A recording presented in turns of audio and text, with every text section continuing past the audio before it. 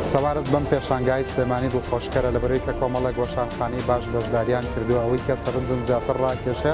گەشەکردنی وەشانخانەی کوردیە چەندین وەشانخانە تێیدا بەشدار بوون و ژمارەیەکی زۆر کتێبی باش هاتۆتە وەرگێڕان واتە وەرگێڕاوە بۆ کوردی کە مای دڵخۆشیە و ئەو پێشوازیە گەرموگوڕی خەڵکیش دیسان جێگەی دڵخۆشیە بە تایبەتی گەنجان ئەبینم زۆر دیارە نازانم ژمارەی زۆری سەردارکەران یەکسانە بە زۆری فرۆشتنی کتێب و کڕینی کتێبیش لەبەرەوەی کە هەلومەرجی دارایی و ئابووری کوردستان زۆر لەبار نییە بەڵام لە ڕووی فەرهەنگیەوە بەڕاستی ئەتوانم بڵام دڵخۆشکەرە بۆ شاری سلێمانی و بۆ کوردستان بە شێوەیەکی گشتی.